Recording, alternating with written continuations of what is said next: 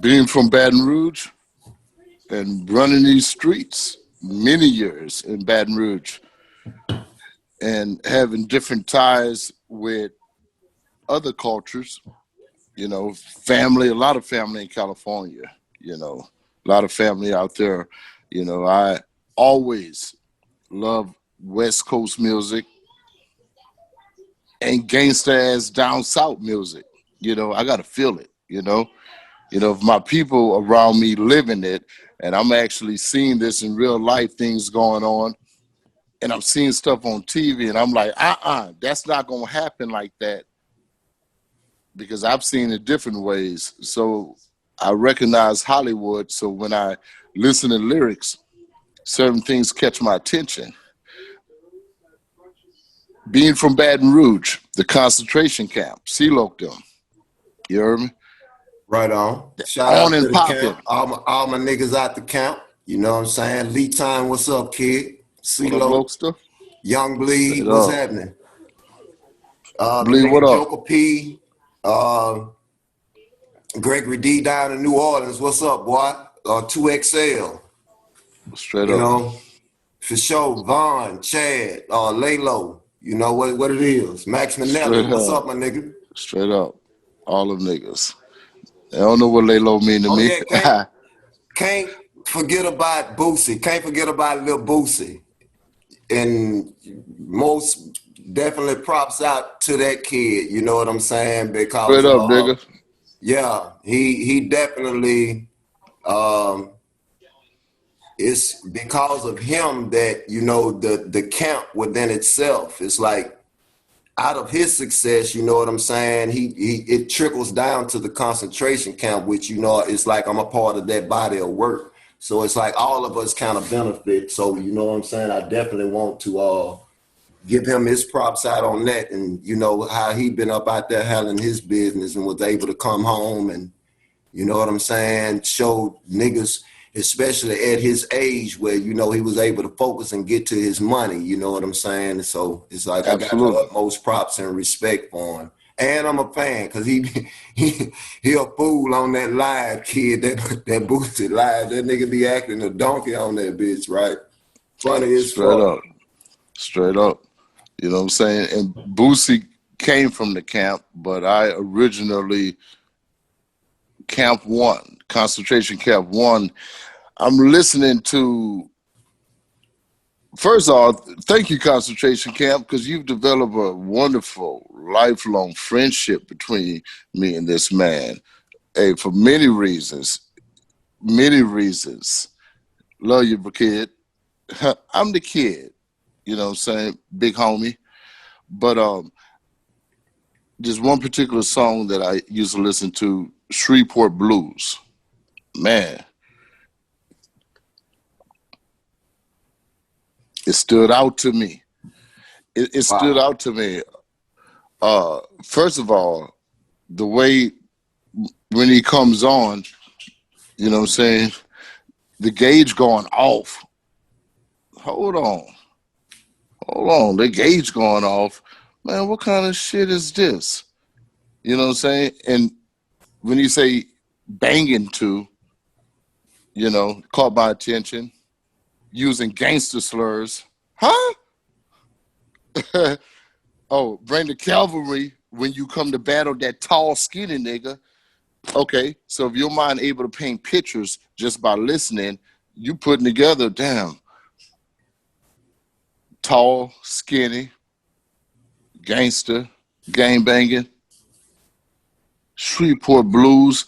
Man, you just told me how your whole day went. It sounded like gangster shit. You know what I'm saying? Man, who is this cat? I will paint a picture for your ass. I will do that, I will leave no details out the picture. I will admit that. Straight up. So you think, let me ask you something, kid. Let me ask you something. You think that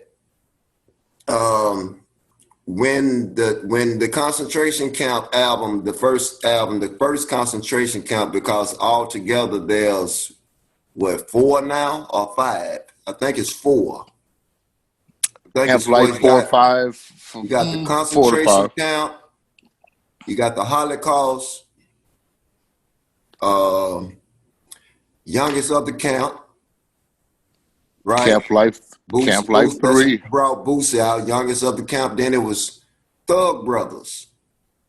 I Yeah, think Thug Brothers was the fourth one.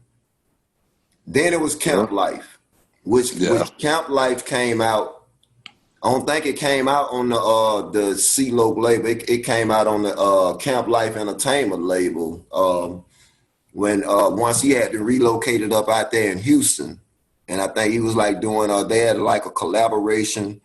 It was like a core of I think the South Park Mexican Coalition with Big Happy, and that's when they started working a lot with all of those cats up out there.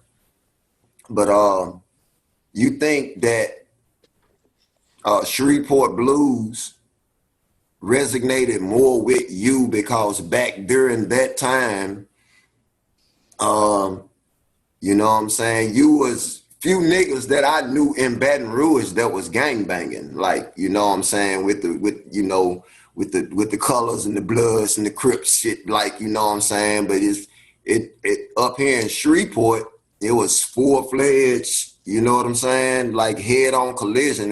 We was like second, third generation into that shit. But down there in Baton Rouge, you ain't really see too much of it. I guess that's kind of like one of the reasons why we clicked the way that we did. But do you think that that's one of the reasons why Shreveport Blues, opposed to, because I think it was about, if I'm not mistaken, about, that was back during the times you was putting 14, 15 songs on a record, you know? Oh yeah, oh yeah, You hell think yeah. that resonated more with you because of you know, your lifestyle of what you was, you know, already into?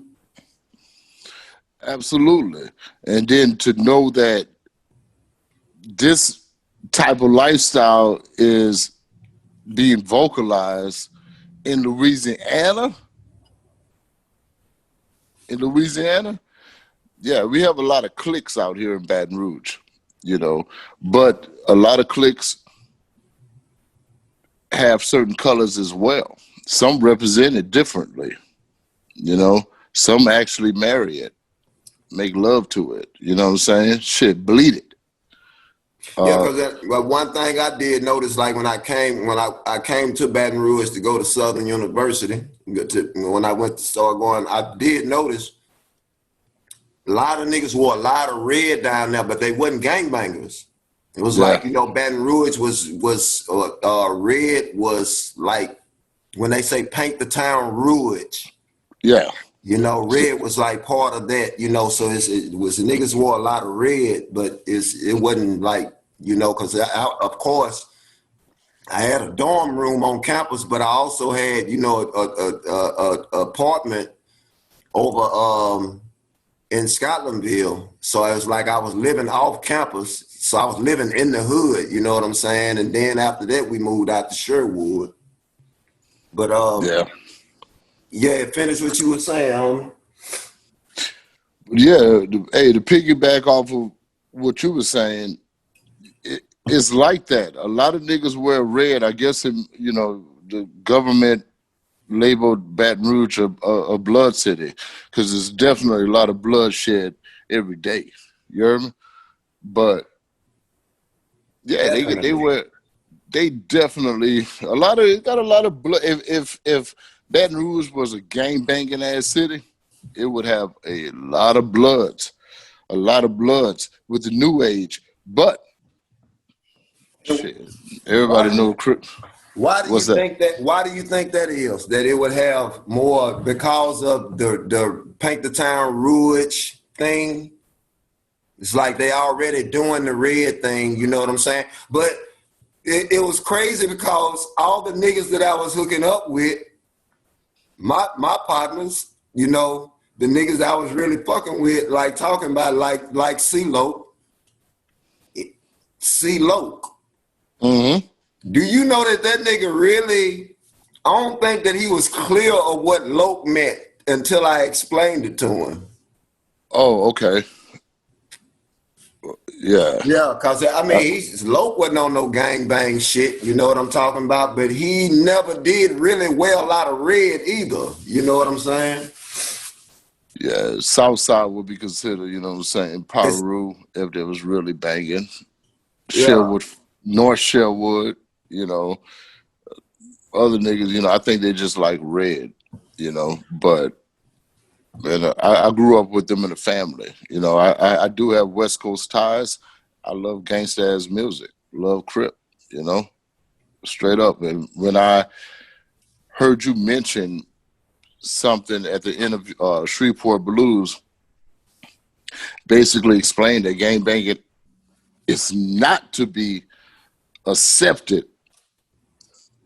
You know what I'm saying, by all, but you're gonna respect it, and that's funny. Uh, was Blueface? Somebody sent me a little something about Blueface, you know, you gonna respect his cripping. Homie, you said that shit 20 years ago, you know what I'm saying? But you gonna respect it. You heard me? You know what tripped me out though? What's that? You remember this line? And there ended up being a successful documentary that was launched off this title. Who was the first nigga that you ever heard say thugging it and loving it? That's Oh, in recorded this on place, Shreveport Blues, nigga. thugging and loving, and in this place we call a concentration camp. Huh? AKA you. And you remember the thugging it and loving it DVD came out in Baton Rouge. Hey, I ain't never thought about that. Yeah. I We see the talking about a cat. long time I ago. forget that cat that produced that, but he was a fan. You know, he's a fan of mine, and he used to hang around the camp quite often. So I'm quite sure that Shreveport Blues is where he got the title for that DVD. You know. Absolutely. Hey, like I said previously, it was a lot of gangster slurs, you know what I'm saying, mentioned in that. Hey, y'all need to check it out. Shreveport Blues, you know, straight up. Go check it out. You're going to find it. Dollar. For real, listen to it. You know, influential people, you're going to love the style, the flow. And definitely, if You you know have a what's mind, crazy, man? That the song done been storyline. uploaded. That song been uploaded about on 6 or 7 different accounts on YouTube.